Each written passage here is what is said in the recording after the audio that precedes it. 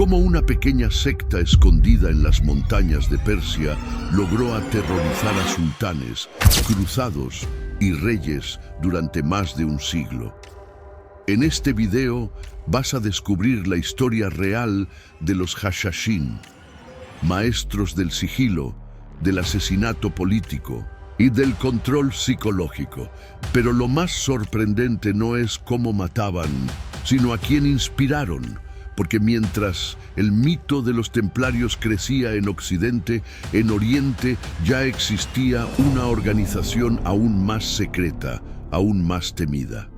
Quédate hasta el final, porque hoy vas a conocer la historia oculta que conectó dos mundos y que transformó para siempre la forma como entendemos poder, fe y lealtad. El siglo XI en Oriente Medio no era simplemente un periodo histórico, era un crisol hirviente de ideologías, poder y conflicto, donde las antiguas estructuras del mundo islámico se fragmentaban bajo presiones tanto internas como externas. Imagina un mapa donde el enorme imperio abasí, otrora dominante desde Bagdad, se desmoronaba gradualmente ante el empuje de los turcos selyúcidas, guerreros nómadas convertidos al Islam sunita que avanzaban desde el este con imparable determinación. Mientras tanto, en el Cairo, brillaba el califato fatimí, representantes del chiismo ismaelita, una rama minoritaria del Islam que desafiaba la ortodoxia sunita predominante y extendía su influencia hacia el norte de África y Siria. En este caldero político y religioso, las divisiones del Islam cobraban una importancia vital que trascendía lo meramente teológico para convertirse en auténticas líneas divisorias geopolíticas.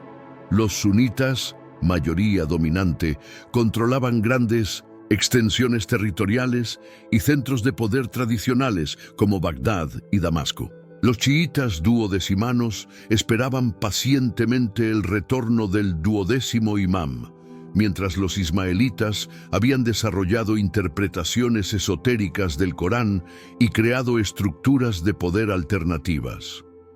Estas divisiones no eran simples diferencias teológicas abstractas, determinaban lealtades políticas, alianzas militares y el control de rutas comerciales vitales que conectaban Europa con Asia.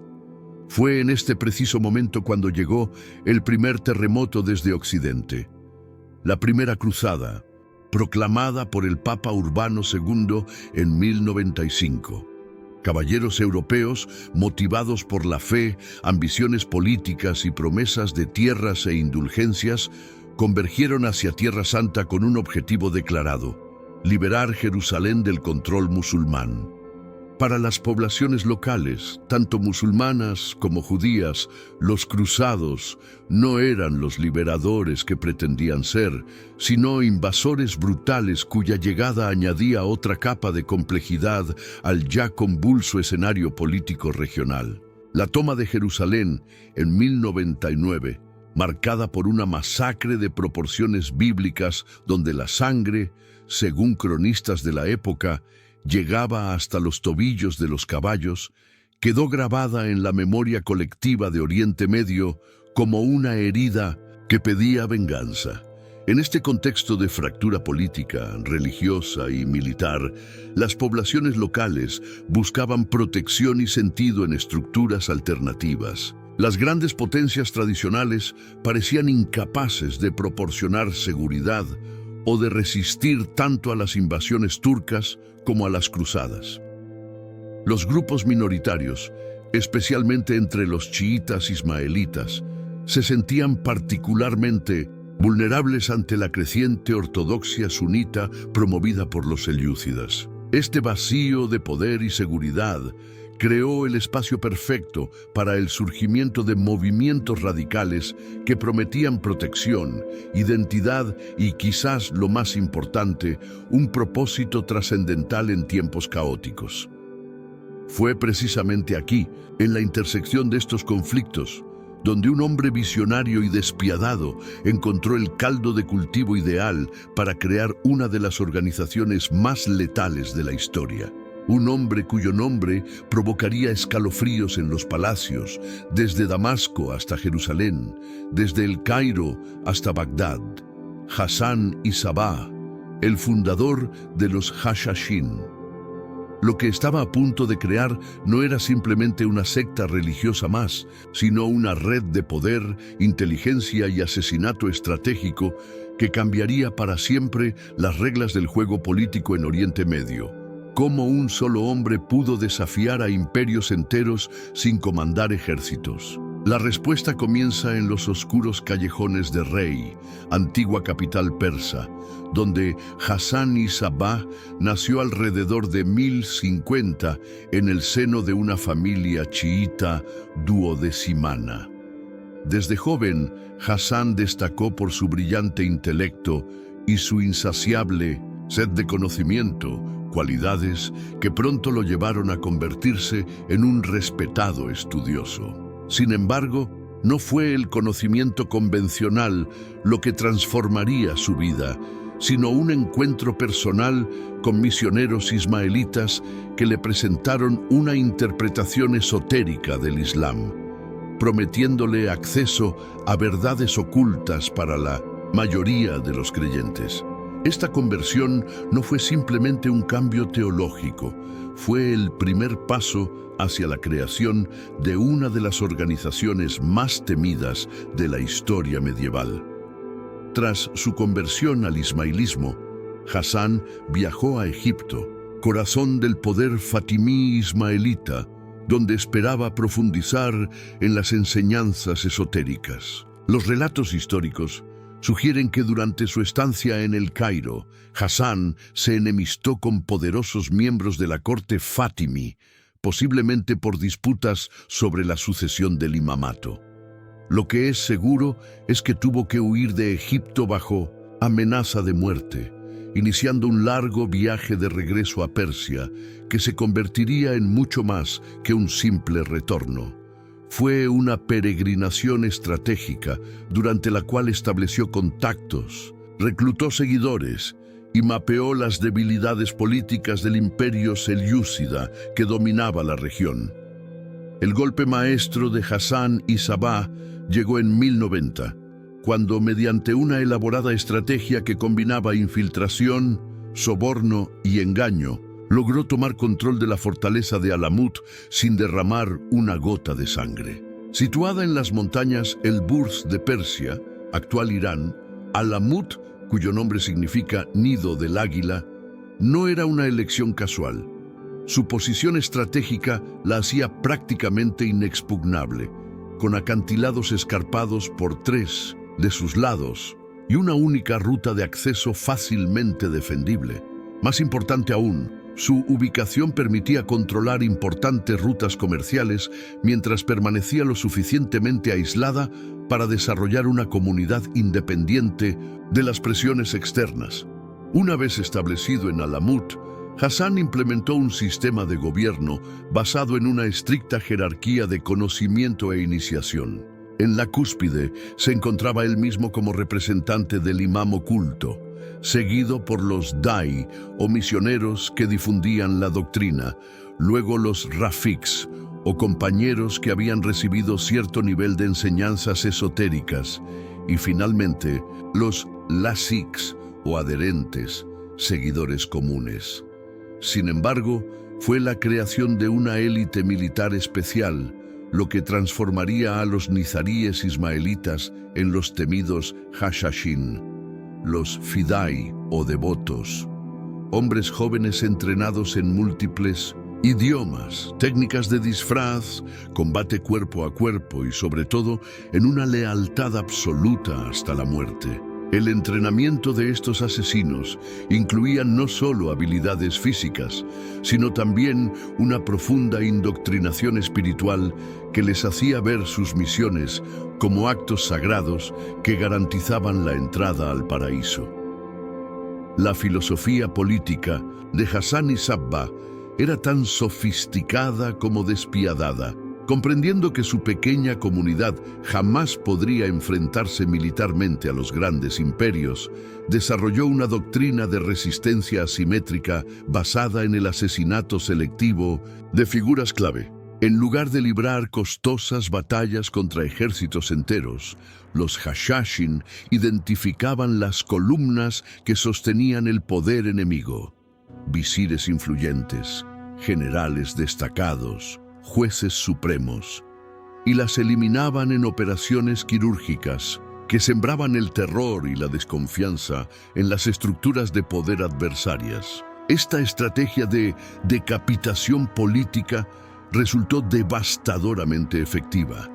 Con la muerte de figuras clave, ejércitos enteros quedaban paralizados, decisiones políticas se retrasaban y, lo más importante, se creaba un clima de miedo que otorgaba a los Hashashin un poder psicológico que excedía con creces su número real. Lamut no era simplemente una fortaleza, era una ciudad-estado autosuficiente diseñada para resistir asedios prolongados, un centro de conocimiento y una obra maestra de ingeniería medieval. Encaramada a 2100 metros sobre el nivel del mar, su silueta parecía fundirse con las rocas escarpadas que la sostenían, haciendo casi imposible distinguir dónde terminaba la montaña y comenzaba la fortaleza. Los visitantes que lograban acceder tras días de ascenso por senderos traicioneros quedaban maravillados ante sus enormes cisternas capaces de almacenar agua para años, sus extensos graneros subterráneos que garantizaban la supervivencia durante largos asedios y sus sofisticados sistemas de irrigación que permitían cultivar en terrazas escalonadas a alturas donde normalmente nada crecería. Pero más sorprendente aún era su biblioteca, considerada una de las más importantes de su tiempo, con obras de astronomía, matemáticas, medicina y filosofía que atraían a estudiosos de todas partes del mundo islámico. Lo que comenzó en 1907 al-Lamut pronto se expandió a una red de fortalezas estratégicamente ubicadas que formaban un sistema defensivo y operativo coherente. Al oeste, en las montañas de Siria, se alzaba la imponente fortaleza de Masyaf, cuartel general de la rama Siria de los Hashashin, desde donde vigilaban los movimientos de cruzados y ejércitos musulmanes en el Levante. Al norte de Alamut, la fortaleza de Lamsar proporcionaba control sobre las rutas comerciales hacia el mar Caspio. Al sur, castillos como Samiran y Girdku completaban la red defensiva.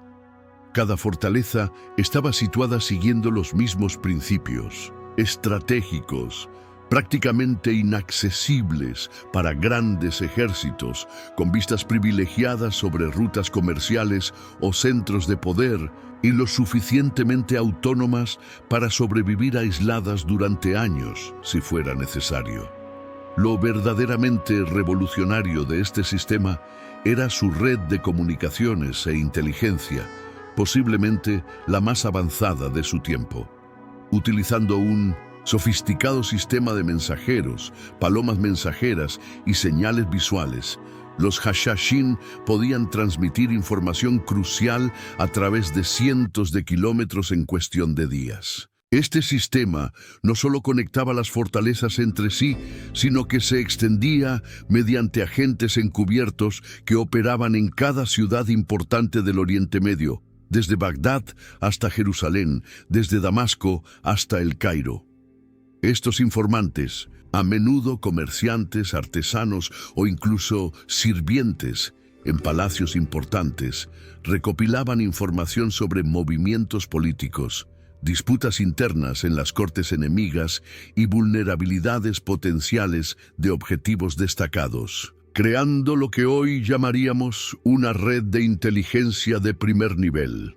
La vida dentro de estas fortalezas seguía un ritmo marcado por estrictas rutinas religiosas y militares.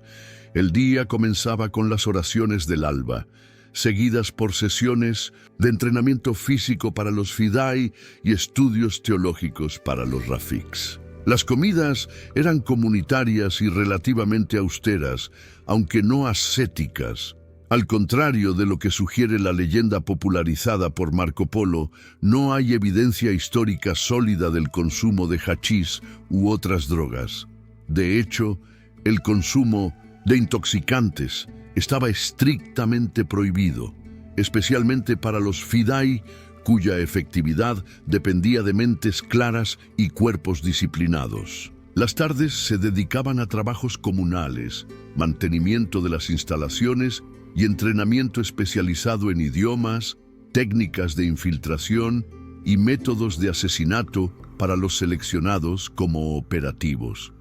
Quizás el aspecto más sorprendente de estas fortalezas era su autosuficiencia ingenieril. Cada castillo contaba con innovaciones técnicas que desafiaban las limitaciones de su época, sistemas de captación de agua de lluvia que canalizaban cada gota hacia enormes cisternas subterráneas, mecanismos de ventilación que mantenían frescos los almacenes de grano durante años, talleres para fabricación y reparación de armas, y en algunos casos complejos túneles de escape que permitían a pequeños grupos abandonar la fortaleza inadvertidamente en caso de asedio prolongado. Esta capacidad de autosustento no era un lujo, sino una necesidad vital. Permitía a los Hashashin mantener su independencia política y operativa, incluso cuando estaban rodeados por fuerzas enormemente superiores. Durante un famoso asedio a Lamut, que duró más de 8 meses, los atacantes se vieron obligados a retirarse mientras los defensores aún contaban con provisiones para años. Este tipo de resistencia elevaba el mito de invencibilidad de los Hashashin y multiplicaba exponencialmente su influencia política real. El sol brillaba con fuerza cuando el visir Nizam al-Mulk, la mente más brillante del imperio selyúcida y su verdadero gobernante en la sombra, viajaba en su litera hacia Bagdad en octubre de 1092. Rodeado por su guardia personal, el poderoso visir se sentía razonablemente seguro. ¿Por qué no habría de estarlo? Era el hombre más poderoso del imperio, arquitecto de su estructura administrativa y consejero indispensable del sultán. Sin embargo, entre sus séquitos se había infiltrado un hombre vestido como un sufí, un místico religioso, que no despertaba sospechas. Cuando la procesión hizo un breve descanso, el aparente sufí se acercó a la litera del visir, ofreciéndole una petición escrita. En el momento en que Nizam al-Mulk extendió su mano, el asesino sacó un cuchillo oculto y lo hundió profundamente en su pecho.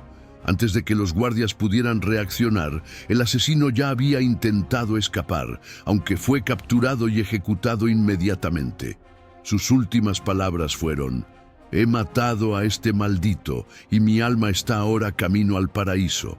El imperio perdió a su administrador más brillante y los Hashashin firmaron con sangre su entrada en la historia. Este primer asesinato de alto perfil no fue un acto impulsivo, sino el resultado de una meticulosa planificación que podía llevar meses o incluso años. El proceso comenzaba con la selección cuidadosa del objetivo, basándose en su valor estratégico y el impacto potencial de su eliminación. Luego venía la fase de inteligencia. Agentes infiltrados recopilaban información sobre las rutinas diarias del objetivo, sus guardias, rutas habituales y cualquier vulnerabilidad explotable. Con esta información se seleccionaba al fidai ideal para la misión según sus habilidades específicas y semejanza física con personas que pudieran acercarse al objetivo. El entrenamiento específico podía incluir aprender un nuevo idioma, oficios particulares o incluso adaptarse a costumbres culturales específicas de la región del objetivo. La ejecución de estas misiones seguía patrones que se convertirían en la firma distintiva de los Hashashin. Primero, los asesinatos casi siempre ocurrían en lugares públicos: mezquitas, mercados, procesiones oficiales. Esta elección no era casual. Buscaba maximizar el impacto psicológico del acto, demostrando que nadie estaba seguro en ningún lugar. Segundo, los asesinos rara vez intentaban escapar. Frecuentemente esperaban ser capturados o muertos, reforzando la imagen de fanáticos dispuestos a sacrificarse. Tercero, utilizaban casi exclusivamente dagas, no venenos o arcos, requiriendo una aproximación íntima que aumentaba tanto la dificultad de la misión como su impacto simbólico. Una daga requería proximidad, valentía y precisión, cualidades que magnificaban el terror psicológico que estas acciones generaban. Por último, muchos asesinatos se realizaban en viernes, día sagrado musulmán, aumentando su resonancia religiosa y simbólica. Entre los asesinatos más significativos que siguieron al de Nizam al-Mulk, el de Conrad de Montferrat en 1192, destaca por su impacto en las relaciones entre Oriente y Occidente. Conrad, recién elegido rey de Jerusalén, caminaba por las estrechas calles de Tiro cuando fue abordado por dos monjes que habían estado viviendo en la ciudad durante meses, ganándose la confianza local. En un instante, sus hábitos religiosos dieron paso a dagas que encontraron el corazón del rey cruzado. Uno de los asesinos fue abatido inmediatamente, pero el otro fue capturado y bajo tortura confesó ser enviado por Rashid ad-Din Sinan, el legendario Viejo de la Montaña, que dirigía la rama siria de los Hashashin desde Masyaf. Este asesinato no solo desestabilizó el reino de Jerusalén en un momento crítico, sino que cementó la reputación de los Hashashin entre los europeos, llevando sus leyendas hasta las cortes occidentales. Otros asesinatos notables incluyen el de Maudud ibn al-Tuntash, gobernador de Mosul, apuñalado mientras hacía sus oraciones en la mezquita principal de Damasco en 1113. Este caso ejemplifica otra característica de los Hashashin: la capacidad de explotar rivalidades entre sus enemigos. El ataque ocurrió dentro del territorio controlado por el gobernante de Damasco, quien inmediatamente fue acusado de complicidad por los selyúcidas, generando una guerra entre facciones que benefició enormemente a los Hashashin. Similarmente, cuando Al-Afdal Shahan Shah, visir del califato fatimí, fue asesinado en el Cairo en 1121, las sospechas recayeron sobre facciones rivales dentro de la corte egipcia, desviando la atención de los verdaderos perpetradores y provocando purgas internas que debilitaron al califato. Esta capacidad para crear confusión y desconfianza entre sus enemigos multiplicaba el efecto de cada asesinato, haciendo que un solo acto violento pudiera desencadenar conflictos mucho más amplios. No todas las operaciones de los Hashashin culminaban en asesinatos. Una de sus tácticas más efectivas era la intimidación directa.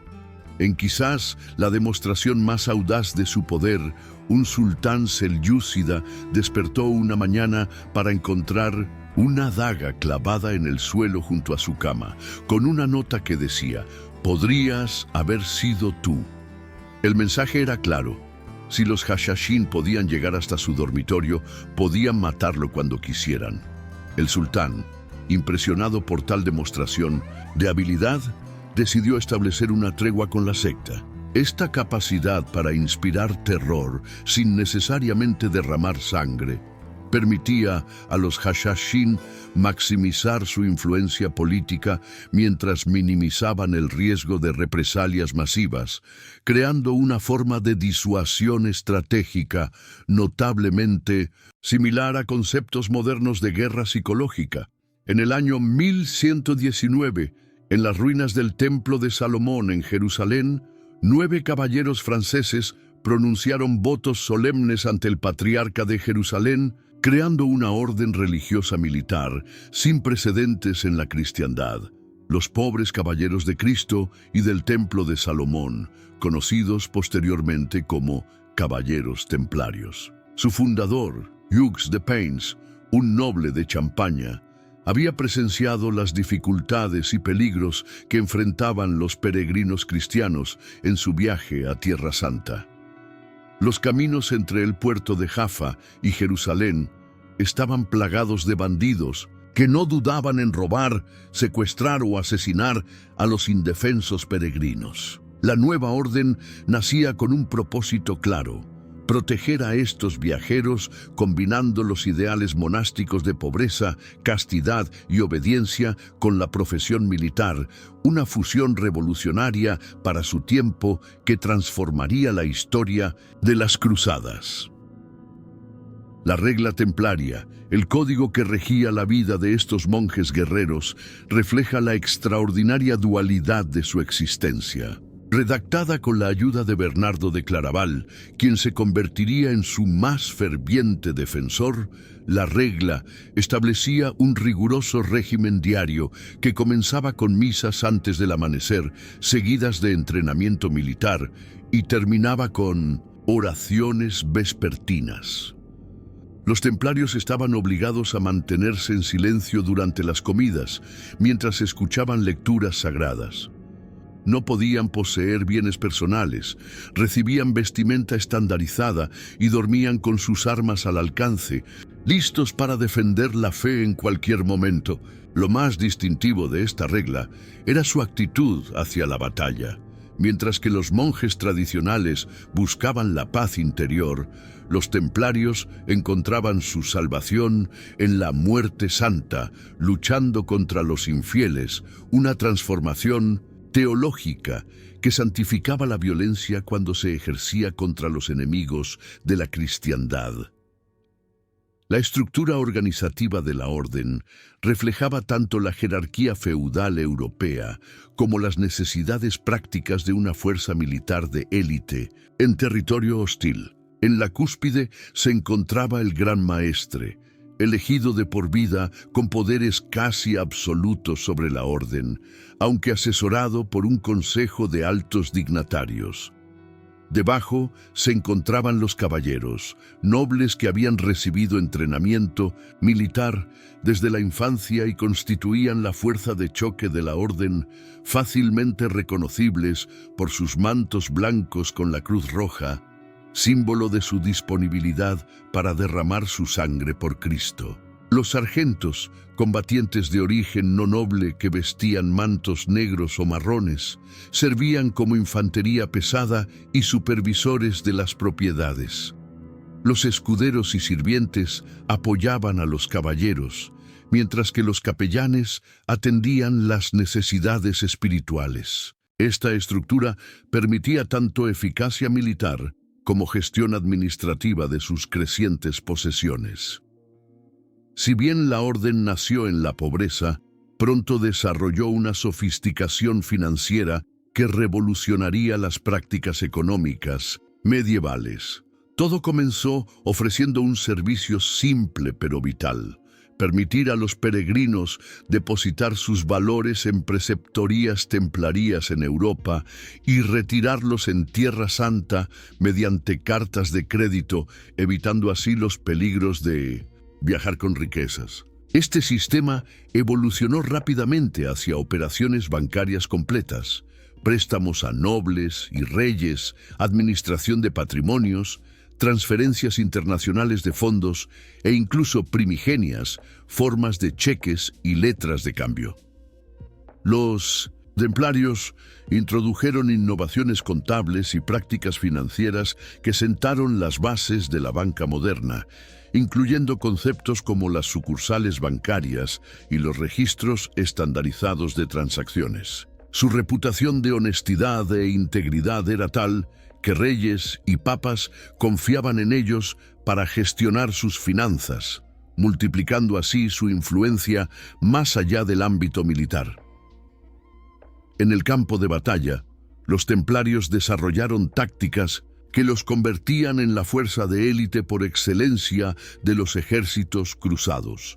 A diferencia de la caballería secular, los templarios mantenían una disciplina férrea. Atacaban solo bajo órdenes expresas, nunca abandonaban el campo de batalla y preferían morir antes que retroceder. Su formación característica era una cuña de caballería pesada que actuaba como un martillo imparable, rompiendo las líneas enemigas con cargas coordinadas. Esta disciplina y determinación los hacía temidos incluso cuando estaban en inferioridad numérica. Su red de castillos, estratégicamente ubicados a lo largo de las fronteras del Reino de Jerusalén, como Châtel-Blanc y Tortosa, constituía la columna vertebral defensiva de los estados cruzados. Estas fortalezas no solo servían como bases militares, sino también como centros administrativos y económicos desde donde la orden proyectaba su poder e influencia, creando un sistema defensivo integrado que retrasó significativamente la reconquista musulmana de los territorios cruzados. Como dos organizaciones nacidas en tradiciones religiosas enfrentadas, con propósitos aparentemente opuestos, llegaron a desarrollar estructuras y métodos tan sorprendentemente similares. Este es quizás uno de los aspectos más fascinantes de la historia de los Hashashin y Templarios. A pesar de ser enemigos declarados, ambas órdenes funcionaban como espejos distorsionados una de la otra, reflejando principios organizativos y motivacionales semejantes, adaptados a sus respectivas culturas. El primer paralelo evidente reside en sus sistemas de reclutamiento e iniciación. Tanto los Hashashin como los templarios seleccionaban cuidadosamente a sus miembros, sometiéndolos a largos periodos de prueba antes de permitirles acceder a los niveles internos de la organización. Un aspirante a templario debía solicitar formalmente su entrada, ser investigado por su pureza de sangre y antecedentes y pasar por una ceremonia de iniciación nocturna llena de simbolismo. Similarmente, los Hashashin raramente aceptaban voluntarios casuales. Preferían identificar jóvenes con potencial específico y someterlos a pruebas graduales de lealtad y aptitud antes de revelarles los secretos más profundos de la orden. Las estructuras jerárquicas de ambas organizaciones presentaban paralelismos notables, diseñadas para maximizar tanto el control centralizado como la efectividad operativa. Ambas funcionaban bajo un líder supremo con autoridad casi absoluta. El gran maestre en los templarios, el Sheikh al-Jabal o Viejo de la Montaña. En los Hashashin, asistido por un consejo de altos iniciados. Debajo de este nivel superior, ambas organizaciones operaban mediante múltiples rangos que regulaban el acceso al conocimiento y los privilegios. Los templarios distinguían entre caballeros, sargentos, escuderos y sirvientes, mientras los Hashashin categorizaban a sus miembros como Da'i, misioneros, Rafik, compañeros, Lasik, adherentes y Fidai, devotos. Esta estratificación no era simplemente administrativa, representaba un camino iniciático donde el ascenso venía acompañado de revelaciones doctrinales más profundas, creando un sistema donde la lealtad se reforzaba con la promesa de más conocimiento esotérico.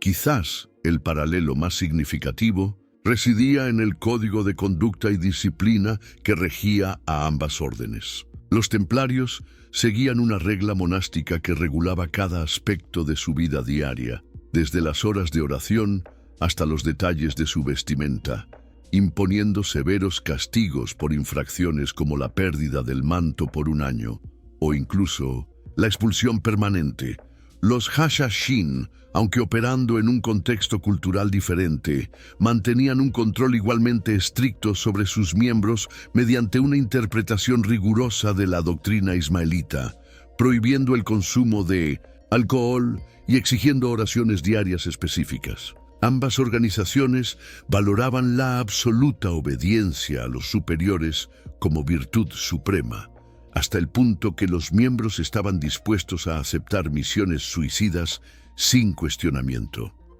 Este nivel de disciplina y sacrificio personal era extremadamente raro en sociedades medievales, donde los lazos familiares y tribales típicamente superaban cualquier otra lealtad institucional. La motivación religiosa constituía el núcleo ideológico que sostenía ambas organizaciones, aunque expresada en lenguajes teológicos diferentes. Los templarios luchaban por la liberación de Tierra Santa y la protección de los peregrinos cristianos, creyendo que morir en batalla contra los musulmanes garantizaba la salvación eterna. Los Hashashin, por su parte, veían sus misiones como actos sagrados en defensa del verdadero Islam, según la interpretación nizarí ismaelita, considerando que el martirio durante una misión aseguraba la entrada inmediata al paraíso. En ambos casos, la muerte en cumplimiento del deber no era temida, sino buscada como culminación gloriosa de una vida de servicio. Esta transformación de la muerte de tragedia personal a triunfo espiritual creaba guerreros excepcionalmente motivados que aterrorizaban a sus enemigos precisamente porque no temían morir. Como señaló un cronista árabe de la época, un ejército de hombres que ansían la muerte es más peligroso que 10 ejércitos que temen perder la vida. La percepción pública de ambas organizaciones combinaba admiración y temor en proporciones similares, aunque por razones ligeramente diferentes. Los Hashashin eran temidos por su capacidad para eliminar a cualquier figura pública, creando una reputación tan formidable que en ocasiones bastaba con una amenaza para lograr concesiones políticas. Los templarios inspiraban un temor diferente, el de una fuerza militar imparable que nunca retrocedía en batalla, complementado por un poder financiero que podía sostener o hundir economías enteras. Ambas organizaciones cultivaban conscientemente estos aspectos intimidatorios de su imagen pública, entendiendo que el miedo era una herramienta tanto política como militar. Sin embargo, para sus seguidores y poblaciones afines, representaban protección y orden en tiempos caóticos. Los Hashashin defendían a las comunidades ismaelitas minoritarias de la persecución sunita, mientras los templarios garantizaban la seguridad de los peregrinos y asentamientos cristianos en un entorno hostil. Esta dualidad de percepción, terroríficos para sus enemigos, protectores para sus aliados, caracterizaba a ambas órdenes y multiplicaba su influencia efectiva. La primera luz del día apenas iluminaba las calles estrechas de Jerusalén, cuando un pequeño grupo de hombres con túnicas oscuras avanzaba silenciosamente hacia el Palacio Real. Corría el año 1173 y estos emisarios habían viajado desde las montañas sirias con una misión diplomática extraordinaria. Representaban a Rashid ad-Din Sinan, el legendario viejo de la montaña que dirigía la rama siria de los Hashashin. Su propósito era negociar una tregua con el reino de Jerusalén, posiblemente para concentrar sus esfuerzos contra Saladino, el ascendente sultán que amenazaba tanto a cruzados como a ismaelitas. El rey Amalrico I los recibió con cautela, pero con respeto, consciente de la oportunidad estratégica que representaba una alianza, aunque fuera temporal, con los temidos asesinos. Las negociaciones avanzaban positivamente cuando ocurrió lo impensable. Al salir del palacio, los embajadores fueron interceptados y masacrados por un grupo de caballeros templarios liderados por un caballero llamado Walter du Mesnil. Este incidente diplomático, documentado tanto en fuentes cristianas como musulmanas, desató una crisis política inmediata. El rey Amalrico, furioso por esta violación flagrante del derecho diplomático que amenazaba sus planes estratégicos, ordenó el arresto del templario responsable con la intención de entregarlo como gesto de buena fe a los Hashashin. Sin embargo, los templarios, citando sus privilegios especiales que los eximían de autoridades seculares, se negaron inicialmente a entregar a Walter. Solo la amenaza directa de fuerza militar por parte del rey logró la rendición del caballero. Desgraciadamente para las relaciones diplomáticas, antes de que pudiera establecerse una reparación formal, el rey Amalrico murió repentinamente en 1174, dejando el asunto sin resolver. Este incidente revela las tensiones fundamentales que existían no solo entre Hashashin y templarios, sino también entre las diferentes facciones dentro del bando cruzado, donde intereses estratégicos del reino a menudo chocaban con agendas particulares de las órdenes militares. Las interacciones entre Hashashin y templarios no se limitaban a confrontaciones directas. Incluían una compleja danza de espionaje, contraespionaje y observación mutua.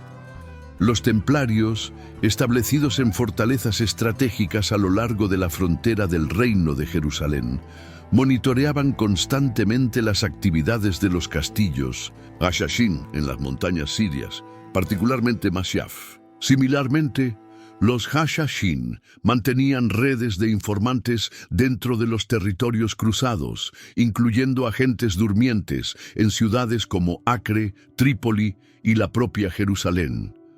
Esta vigilancia recíproca generó un profundo conocimiento mutuo que trascendía los estereotipos simplistas de infieles, por un lado, o bárbaros invasores por el otro.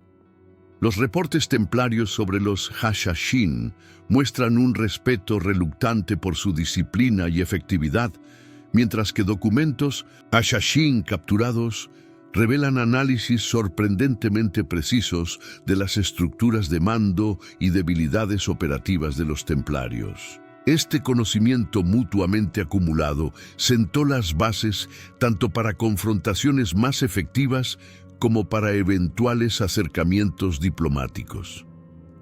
Uno de los episodios más fascinantes de esta relación ocurrió durante la Séptima Cruzada en 1251, cuando el Viejo de la Montaña envió emisarios al rey Luis IX de Francia exigiendo tributo. Según las crónicas de Jean de Joinville, testigo presencial, los embajadores Hashashin se presentaron con una simbólica amenaza, un anillo que representaba su lealtad al sheik, junto con una camisa como símbolo de que, por la camisa está, el cuerpo más cerca de la persona que cualquier otra prenda. Así desean los asesinos estar más cerca del rey que cualquier otro. La delegación exigía tributo tanto del rey como de los grandes maestres de las órdenes militares, incluyendo los templarios. Lejos de intimidarse, el gran maestre templario respondió enviando su propia delegación a Masyaf con un mensaje contundente. Los templarios no pagaban tributo a nadie. Al contrario, esperaban recibirlo. Tras semanas de tensas negociaciones, se alcanzó un acuerdo de respeto mutuo que establecía una especie de neutralidad armada entre ambas organizaciones, demostrando que incluso los más acérrimos enemigos ideológicos podían encontrar espacios pragmáticos de coexistencia cuando las circunstancias estratégicas lo demandaban. El asesinato de Conrad de Montferrat en 1192, recién elegido rey de Jerusalén, representa quizás el punto de máxima tensión en esta compleja relación. 2 asesinos Hashashin disfrazados de monjes mataron a Conrad en las calles de Tiro, desestabilizando profundamente la política del reino en un momento crítico. Aunque el asesinato fue atribuido a una orden directa de Rashid ad-Din Sinan, investigaciones históricas modernas sugieren la posibilidad de que los verdaderos instigadores fueran el rey Ricardo Corazón de León de Inglaterra o incluso Saladino, quienes podrían haber contratado a los Hashashin como mercenarios para eliminar a un rival político, independientemente de quién dio la orden. Este asesinato tuvo consecuencias devastadoras para los templarios, principales partidarios de Conrad, obligándolos a realinearse políticamente en un momento de vulnerabilidad extrema para los estados cruzados. El incidente demuestra cómo las acciones de los Hashashin podían alterar radicalmente el equilibrio político regional con un solo golpe quirúrgicamente ejecutado, y cómo estas intervenciones afectaban directamente a los templarios, incluso cuando no eran el objetivo específico. El invierno de 1256 trajo consigo un frío particularmente despiadado a las montañas Elburz, pero lo que heló verdaderamente la sangre de los habitantes de Alamut no fue el clima, sino las noticias que llegaban del este. Un ejército mongol de proporciones nunca vistas avanzaba hacia ellos bajo el mando de Hulagu Khan, nieto de Genghis Khan. A diferencia de invasores anteriores que habían intentado y fracasado en tomar la legendaria fortaleza Hashashin, los mongoles no venían simplemente a saquear o imponer tributo. Venían a erradicar completamente lo que consideraban una amenaza inaceptable para su nuevo orden mundial. Las tácticas de asesinato selectivo que habían servido tan efectivamente a los Hashashin contra sultanes y califas resultaron completamente inútiles contra la estructura descentralizada de mando mongol. Cuando un Fidai logró infiltrarse en el campamento de Hulagu, no encontró a un líder individual cuya muerte pudiera desestabilizar al ejército invasor, sino una red de comandantes perfectamente capaces de continuar la campaña, incluso si alguno caía. Rukn al-Din Qurshah, el último líder de los Hashashin persas, comprendió rápidamente la futilidad de resistir militarmente a la máquina de guerra mongola que ya había derribado imperios mucho más poderosos. Intentó una aproximación diplomática, ofreciendo sumisión y tributo a cambio de autonomía.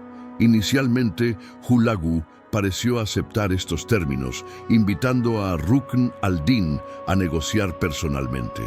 Sin embargo, una vez que el líder Hashashin abandonó la seguridad de Alamut y se presentó ante Hulagu, fue obligado a ordenar la rendición de todas las fortalezas nizaríes, una a una.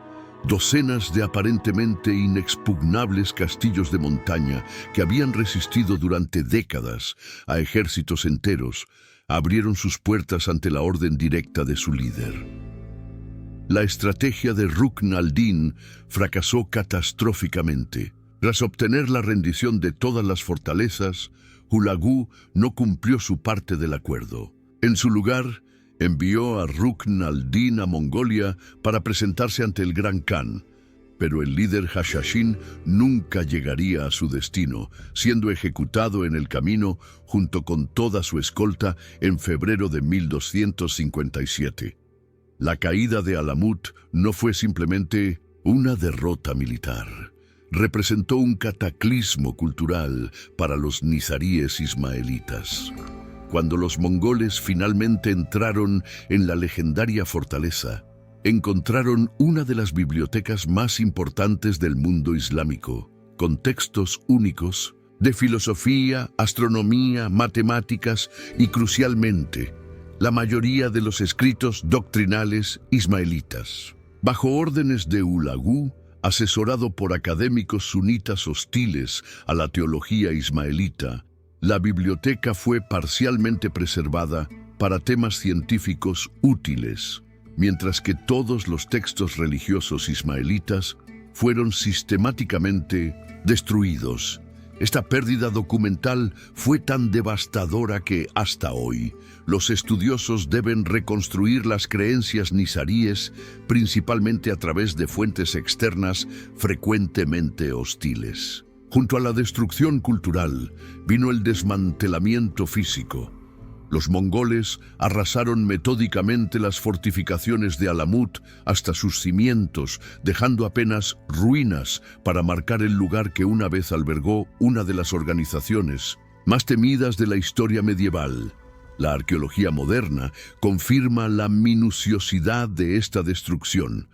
Donde antes se erguían imponentes murallas y torres, hoy apenas quedan fragmentos dispersos entre las rocas. En Siria, la rama occidental de los Hashashin experimentó un destino diferente pero igualmente transformador. Cuando las noticias de la caída de Alamut llegaron a Masyaf, el entonces líder de los Hashashin sirios, Taj al-Din Abul Futu, comprendió que no podría resistir solo contra el avance mongol. En un acto de pragmatismo político, ofreció sus servicios y fortalezas al sultán mameluco Baibars, el emergente poder en la región tras derrotar tanto a mongoles como a cruzados. Baibars aceptó la alianza, pero tenía sus propios planes para los Hashashin. Gradualmente fue reduciendo su autonomía hasta que, en 1273, ordenó la ocupación directa de todas sus fortalezas en Siria. A diferencia de la aniquilación mongola, en Persia, Baibars permitió que muchos nizaríes conservaran sus vidas y prácticas religiosas a nivel comunitario, pero la estructura político-militar de la secta quedó completamente desmantelada. Los temidos Fidai pasaron de ser una fuerza independiente a mercenarios ocasionales al servicio de los mamelucos, perdiendo progresivamente su identidad distintiva y mística de terror que había caracterizado a la organización durante casi 2 siglos. Los sobrevivientes del apocalipsis, Hashashin, se dispersaron en pequeñas comunidades a través de Persia, Siria, India y Asia Central, desarrollando lo que hoy conocemos como la comunidad nizarí moderna, actualmente liderada por el Aga Khan. Estas comunidades preservaron elementos de la fe ismaelita, pero transformaron radicalmente sus expresiones políticas y sociales.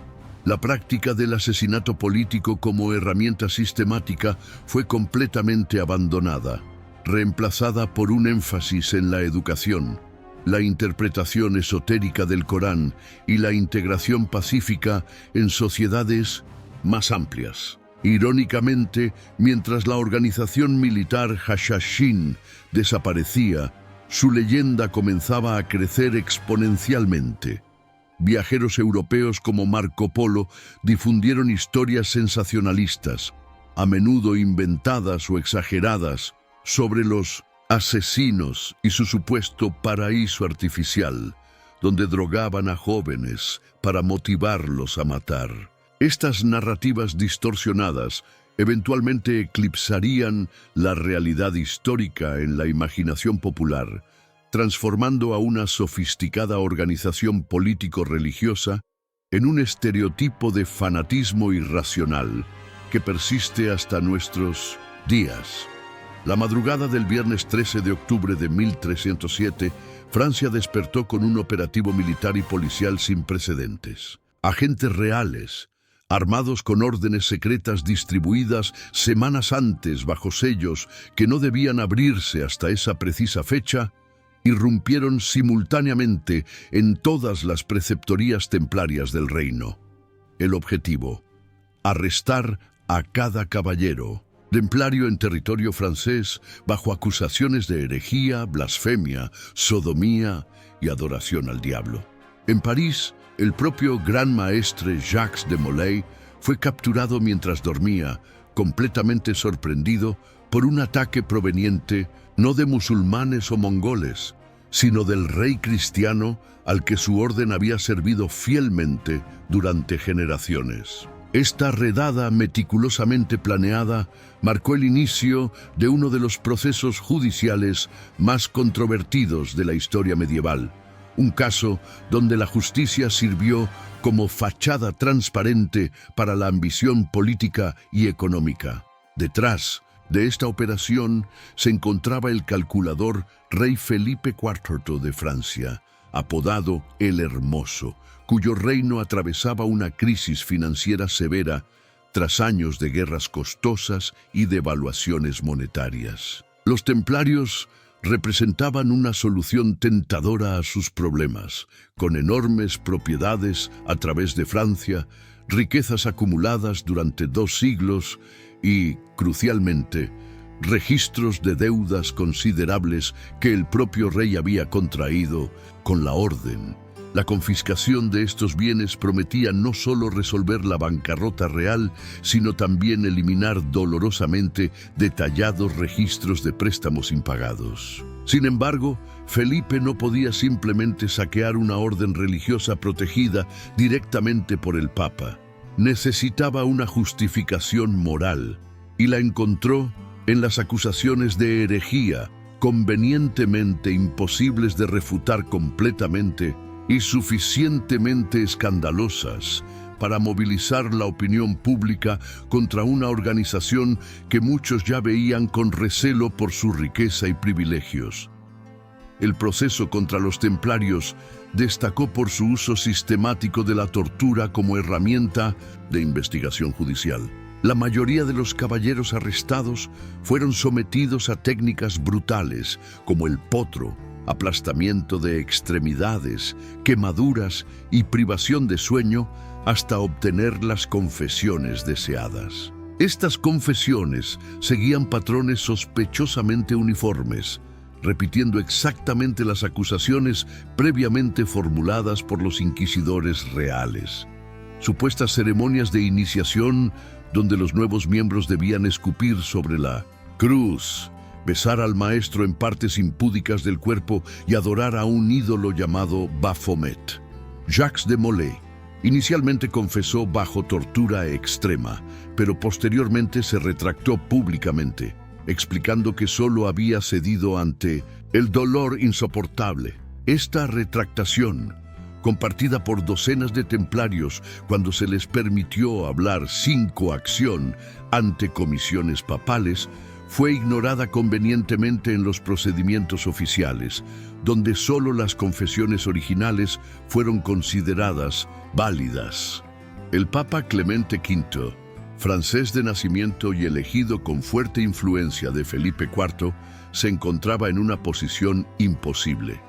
Inicialmente intentó resistir la presión real, suspendiendo los procedimientos y enviando sus propios investigadores. Sin embargo, Felipe respondió con una agresiva campaña propagandística, convocando estados generales donde presentó a los templarios como una amenaza para toda la cristiandad y llegando a insinuar que el propio Papa podría ser cómplice de herejía si continuaba protegiéndolos. Finalmente, Clemente cedió por etapas, primero autorizando investigaciones en todos los reinos cristianos, que significativamente no encontraron evidencia de herejía sistemática fuera de Francia.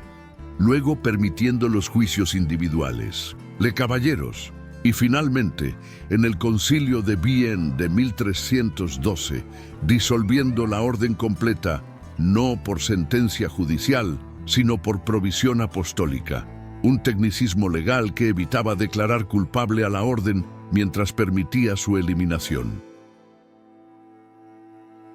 El epílogo de esta tragedia se escribió con fuego el 18 de marzo de 1314 en una pequeña isla del Sena, donde Jacques de Molay y Geoffroy de Charny, últimos líderes templarios, fueron quemados vivos tras retractarse nuevamente de sus confesiones y proclamar la inocencia de la orden. Según relatos contemporáneos, de Molay utilizó sus últimas palabras para emplazar tanto al rey Felipe como al Papa Clemente a encontrarse con él ante el tribunal de Dios. Antes de que pasara un año, una maldición aparentemente cumplida cuando ambos murieron efectivamente en los meses siguientes. Este final dramático contribuyó enormemente a la leyenda templaria, pero no debe oscurecer la realidad política del proceso. Con la disolución, la mayoría de las propiedades templarias en Francia pasaron a manos reales, mientras que en otros reinos fueron transferidas a los hospitalarios u otras órdenes militares. Los miles de templarios supervivientes fueron absorbidos en otras órdenes o regresaron a la vida secular, llevándose consigo conocimientos, técnicas y posiblemente tradiciones que alimentarían siglos de especulaciones sobre su supuesta continuidad o clandestina, como han sobrevivido los Hashashin y templarios durante siglos en nuestra imaginación colectiva, transformándose de organizaciones históricas a poderosos símbolos culturales. Mientras sus estructuras originales se desintegraban bajo las espadas mongolas y las llamas de la Inquisición, una segunda vida comenzaba para ambas órdenes en el terreno fértil de la memoria cultural. Ya en los siglos XIV y XV, trovadores y cronistas medievales incorporaban elementos románticos y fantásticos a las historias de ambos grupos. Las crónicas de Bernal Díaz del Castillo mencionaban a los Hashashin como ejemplo supremo de lealtad fanática, mientras que poemas caballerescos franceses transformaban a los templarios en guardianes de secretos místicos cristianos. Estas primeras reinterpretaciones establecieron patrones narrativos que perdurarían. Los Hashashin como arquetipos del terrorismo religioso y el fanatismo organizado. Los templarios como símbolos de conocimiento oculto y poder conspirador actuando desde las sombras. El Renacimiento y la Ilustración aportaron nuevas capas de significado a estas leyendas. Intelectuales europeos como Voltaire y Gibbon estudiaron a los Hashashin con una mezcla de fascinación orientalista y horror moral, acuñando definitivamente el término asesino en las lenguas occidentales como sinónimo de homicida político. Mientras tanto, los primeros masones adoptaban selectivamente elementos de la mitología templaria, presentándose como herederos espirituales de los conocimientos esotéricos supuestamente preservados por los caballeros medievales. Esta asociación, aunque históricamente infundada, resultó extraordinariamente perdurable y generó una corriente continua de especulación sobre las verdaderas actividades templarias. Cada época proyectaba sus propias ansiedades y aspiraciones sobre estos lienzos históricos. Durante las revoluciones del siglo XVIII, los Hashashin fueron reimaginados como prototerroristas revolucionarios, mientras los templarios se transformaban en arquetipo de élites aristocráticas corruptas y decadentes. El siglo XIX, con su combinación de romanticismo literario y colonialismo europeo en Oriente Medio, produjo una explosión de obras culturales inspiradas en ambas órdenes. Novelas como El talismán de Walter Scott, 1825, presentaban versiones ficcionalizadas de los encuentros entre Hashashin y cruzados. Simultáneamente, ocultistas como Eliphas Levi popularizaban la imagen del Baphomet templario como símbolo esotérico, mientras arqueólogos europeos redescubrían y excavaban las ruinas de Alamut y Mashaf, aportando nuevos detalles históricos que paradójicamente a menudo eran ignorados en favor de narrativas más sensacionalistas. Esta tensión entre investigación histórica y mitificación popular caracterizaría desde entonces el tratamiento cultural de ambas órdenes. Mientras los historiadores académicos reconstruían laboriosamente la realidad de estas organizaciones medievales, la cultura popular continuaba elaborando y embelleciendo sus mitos, frecuentemente privilegiando lo dramático sobre lo factual. En la era contemporánea, Hashashin y templarios han encontrado su expresión cultural más influyente en el entretenimiento digital, particularmente a través de la franquicia de videojuegos Assassin's Creed. Lanzada en 2007, esta serie ha presentado a millones de jugadores una versión altamente ficcionalizada, donde los asesinos, inspirados en los Hashashin históricos, y los templarios libran una guerra secreta a través de los siglos por el control de artefactos precursores. Aunque tremendamente alejada de la realidad histórica, esta reinterpretación ha generado un renovado interés público en las organizaciones originales. Simultáneamente, documentales de History Channel, National Geographic y plataformas de streaming han intentado destilar la historia real de ambas órdenes, aunque frecuentemente cayendo en sensacionalismos sobre sociedades secretas para atraer audiencias. Este fenómeno ejemplifica perfectamente cómo Hashashin y templarios se han convertido en lo que el historiador Yuval Noah Harari llamaría mitos funcionales, narrativas que, independientemente de su precisión histórica, continúan desempeñando funciones sociales y culturales significativas, ayudándonos a procesar conceptos como el extremismo religioso, el poder oculto o la lealtad incondicional a una causa. Quizás lo más fascinante de esta persistencia cultural es cómo ambas organizaciones continúan siendo reinterpretadas según las preocupaciones contemporáneas. En la era post-11S, los Hashashin han sido frecuentemente citados en análisis sobre terrorismo religioso, a veces como precedente histórico, generalmente de manera histórica y simplista, y otras como contraste con movimientos actuales. Paralelamente, los templarios aparecen regularmente en discursos sobre finanzas globales, organizaciones supranacionales o influencias religiosas en política. En películas como El Código da Vinci, series como Nightfall y novelas como Foucault's Pendulum de Umberto Eco, estas órdenes medievales continúan sirviendo como poderosas metáforas para explorar las ansiedades contemporáneas sobre poder, religión y violencia. Esta capacidad de reinvención continua sugiere que, mientras las organizaciones físicas fueron destruidas hace siglos, sus arquetipos culturales han alcanzado una forma de inmortalidad simbólica que probablemente perdurará mientras las sociedades humanas continúen fascinadas por el poder de las sombras y los secretos de los templos. En el corazón de las montañas persas, según relató Marco Polo, existía un valle secreto donde Hassan y Sabah había construido el jardín más extraordinario del mundo medieval.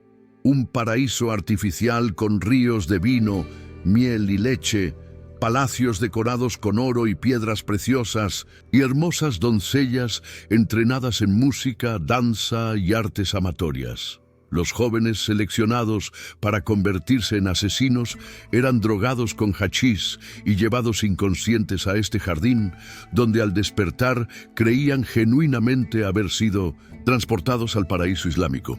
Tras días de placeres indescriptibles, eran nuevamente drogados y devueltos al mundo ordinario, donde se les explicaba que solo obedeciendo ciegamente al viejo de la montaña y muriendo en su servicio, podrían regresar permanentemente a aquel paraíso que habían experimentado.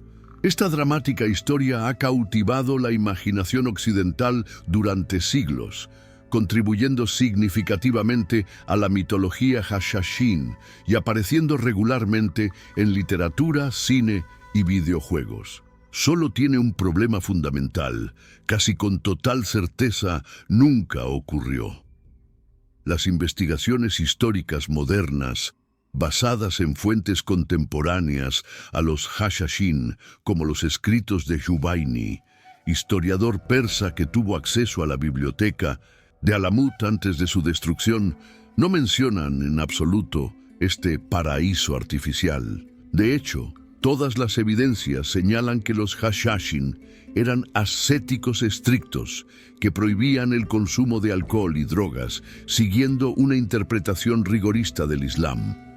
La propia etimología de Hashashin probablemente no deriva de hachís, como popularmente se cree, sino que era un término despectivo utilizado por sus enemigos, posiblemente relacionado con la palabra árabe hashishiyya, marginados o alborotadores. Marco Polo, quien popularizó esta leyenda, nunca visitó Alamut, destruida décadas antes de su viaje, y simplemente recogió rumores y leyendas de tercera mano, mezclándolos con elementos de folclore persa preislámico sobre jardines paradisíacos. Este mito ilustra perfectamente cómo las narraciones sensacionalistas sobre los Hashashin frecuentemente eclipsaron la realidad histórica mucho más compleja de una organización política religiosa sofisticada que utilizaba el asesinato selectivo como herramienta estratégica, no como resultado de intoxicación o promesas sobrenaturales. Los templarios han sido igualmente víctimas de mitificación extravagante, comenzando con las propias acusaciones que llevaron a su caída. El supuesto ídolo Baphomet, que adoraban secretamente, no aparece en ninguna fuente histórica anterior a su juicio, y las descripciones contradictorias que surgieron durante los interrogatorios sugieren fuertemente que los inquisidores estaban forzando confesiones sobre algo que no existía. Igualmente infundadas son las teorías que conectan a los templarios con el Arca de la Alianza, el Santo Grial, linajes secretos de Jesús o conocimientos esotéricos egipcios.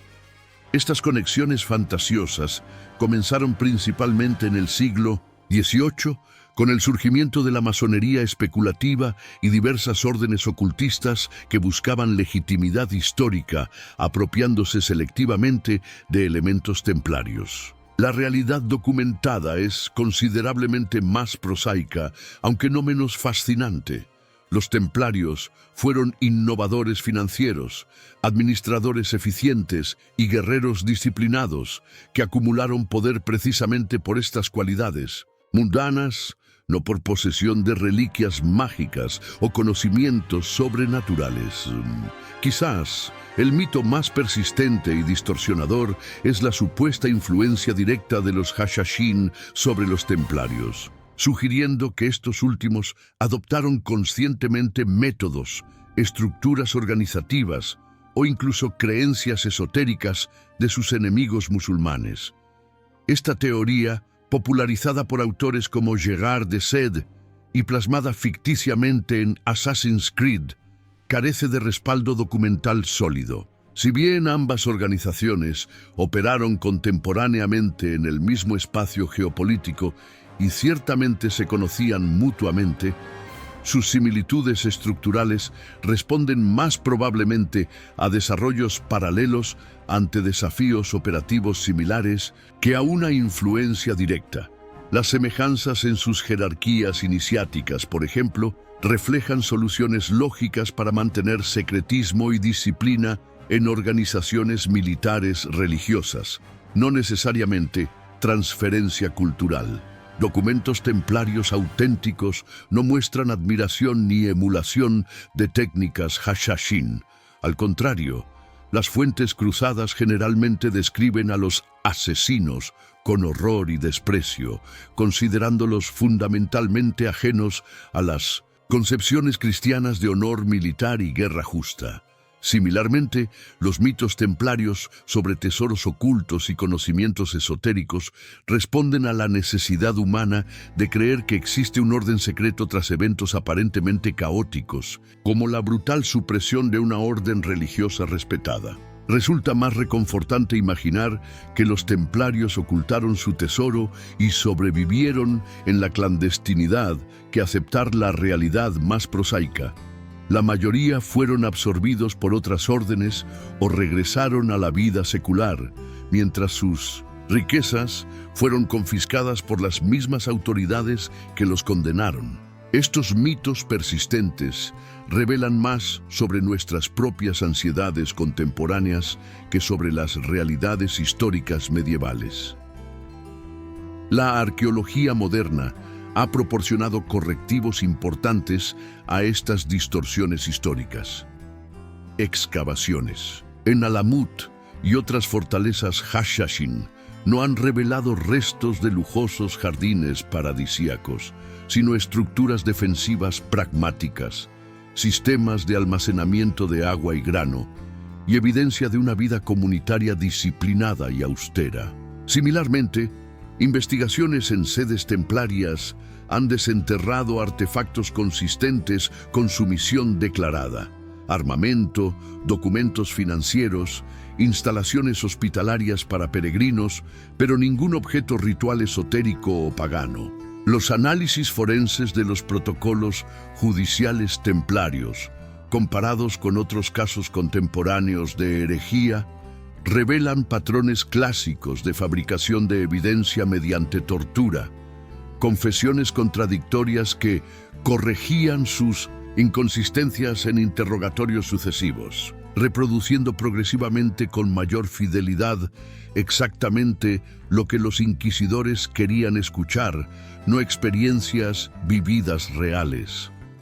Al despojar a estas organizaciones de sus capas de mitología acumulada, no disminuimos su fascinación histórica, sino que la profundizamos. Los verdaderos Hashashin emergen como una organización político-religiosa sorprendentemente sofisticada que desarrolló tácticas de guerra asimétrica revolucionarias para su tiempo, combinando operaciones psicológicas con asesinatos estratégicos para maximizar su influencia pese a sus recursos limitados. Los auténticos templarios aparecen como pioneros en administración internacional, transferencias financieras seguras y estructuras organizativas corporativas que prefiguraron desarrollos económicos modernos. Ambos grupos representan respuestas innovadoras a los desafíos específicos de su tiempo. Los Hashashin, como una minoría religiosa que utilizó la violencia selectiva ante amenazas existenciales. Los templarios, como una organización multinacional que combinó fervor religioso con pragmatismo administrativo.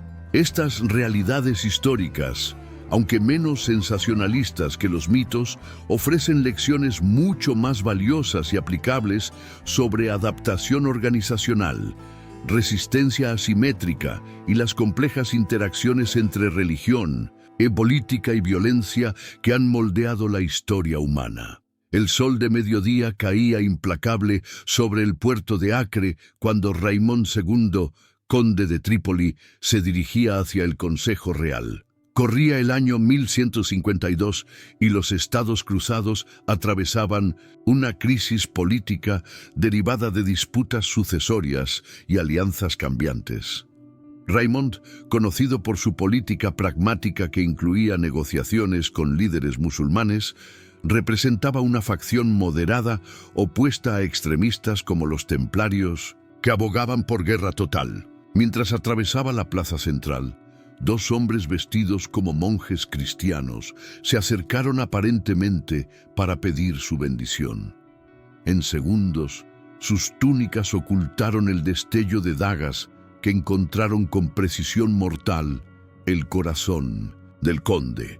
Antes de que su guardia pudiera reaccionar, uno de los atacantes ya había caído, mientras el segundo gritaba: «¡Alabado sea Rashid ad-Din Sinan!», antes de ser igualmente abatido.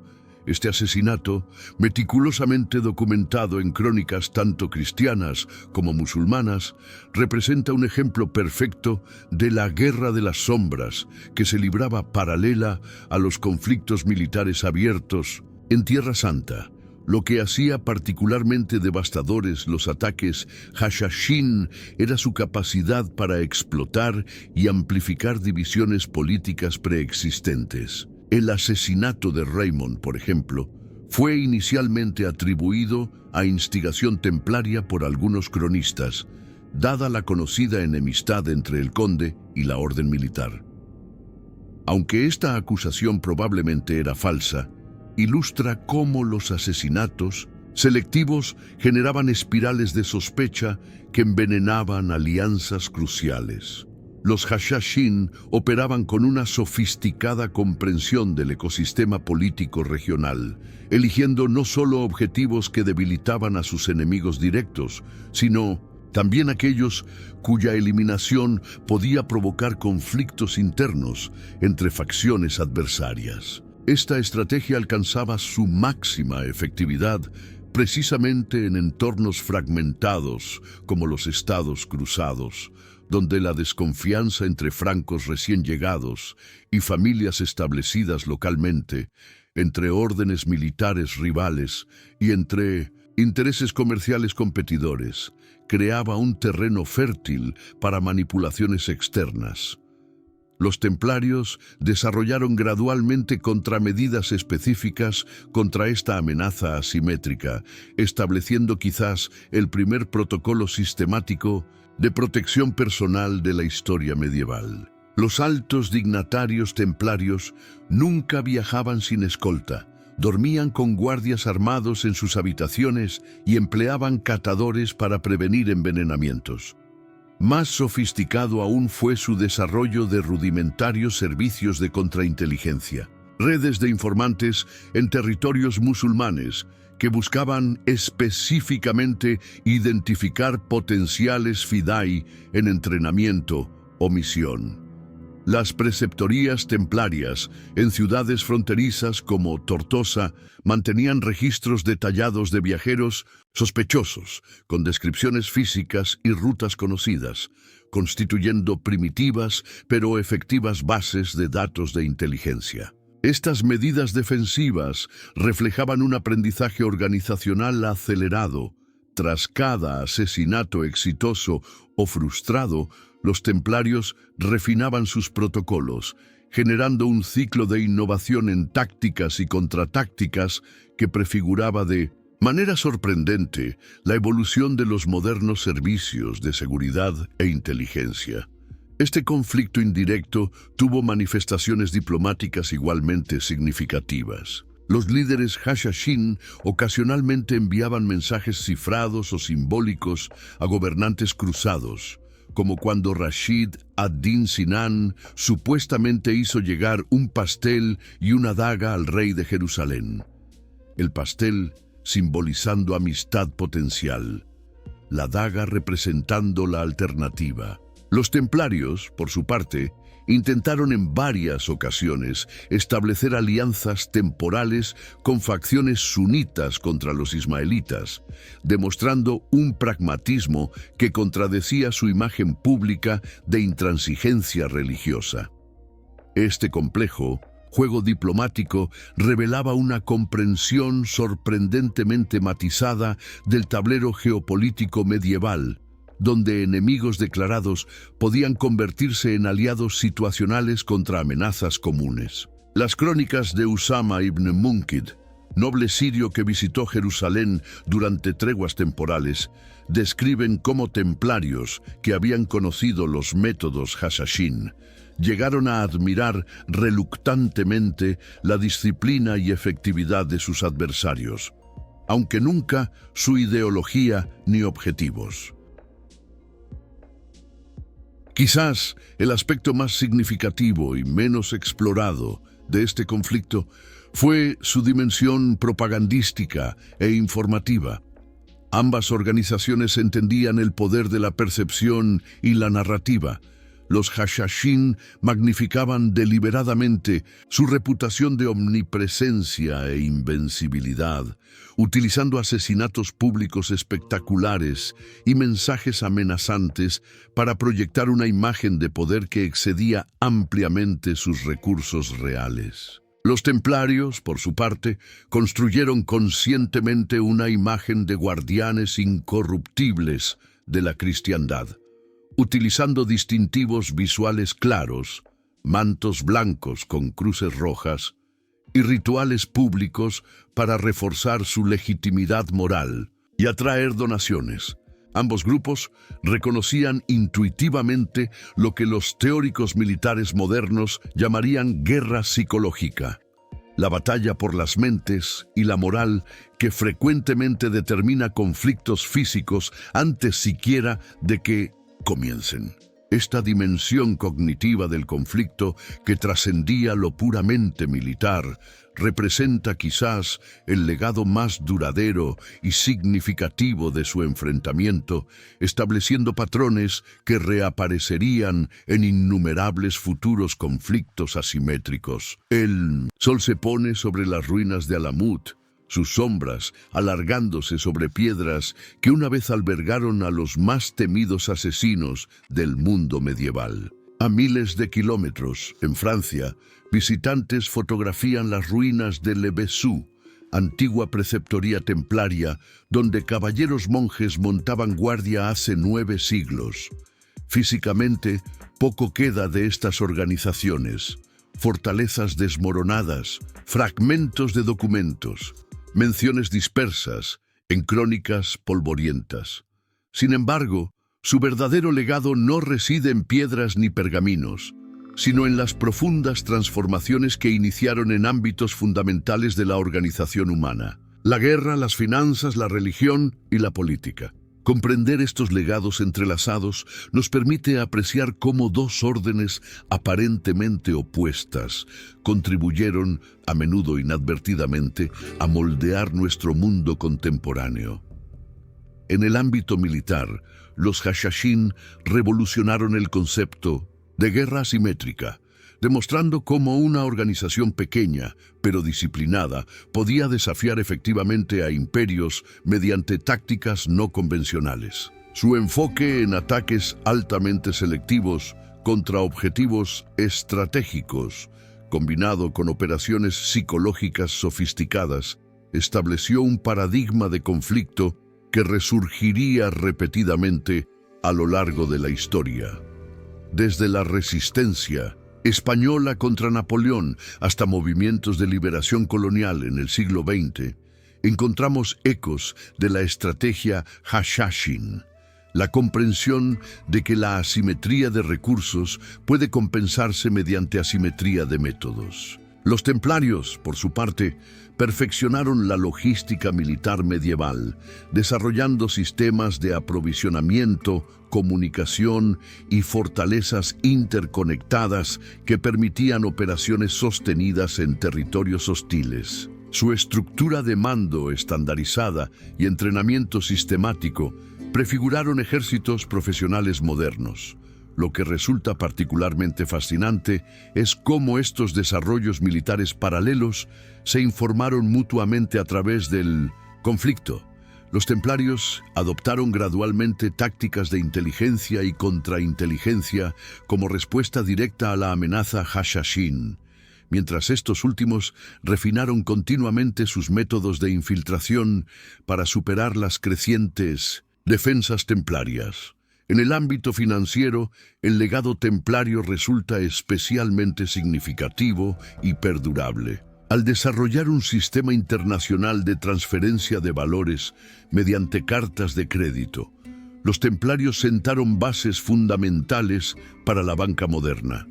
Un peregrino podía depositar bienes en una preceptoría francesa y retirar el equivalente en Jerusalén, evitando los peligros de transportar riquezas a través de territorios peligrosos. Este sistema, inicialmente desarrollado para necesidades específicas de las cruzadas, evolucionó hacia servicios financieros completos: préstamos, depósitos, administración de patrimonio y emisión de documentos que funcionaban efectivamente como los primeros cheques europeos.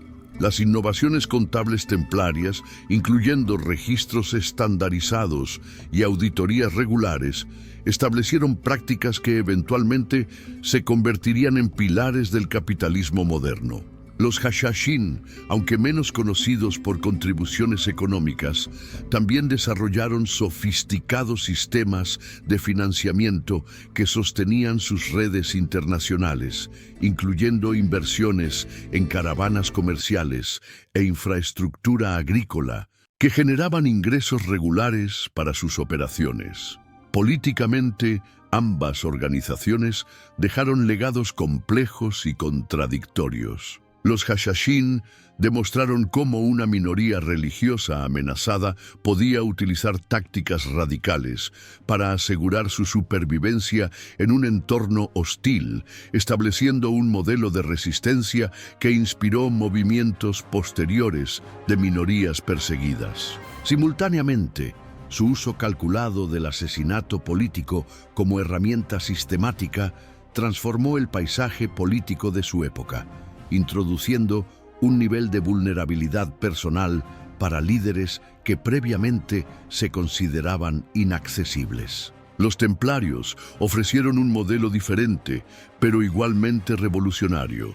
Una organización transnacional que trascendía lealtades feudales tradicionales, operando simultáneamente en múltiples reinos mientras mantenía su autonomía institucional. Esta estructura prefiguró en aspectos significativos organizaciones internacionales modernas, desde corporaciones multinacionales hasta entidades como Naciones Unidas, que operan a través de fronteras nacionales con grados variables de independencia jurisdiccional. Culturalmente, el impacto de ambas órdenes ha sido inmensamente desproporcionado a su tamaño y duración histórica. El término asesino mismo ha entrado permanentemente en nuestro léxico, derivado directamente del nombre de la secta ismaelita. Más allá de esta herencia lingüística, los Hashashin establecieron un arquetipo cultural duradero: el fanático, religioso dispuesto a morir por su causa, imagen que continúa informando percepciones contemporáneas sobre extremismo y terrorismo, frecuentemente de maneras simplistas y distorsionadas. Los templarios, por su parte, han generado una industria cultural completa de teorías conspirativas, novelas, películas y videojuegos, convirtiéndose en el prototipo de la sociedad secreta por excelencia en el imaginario occidental.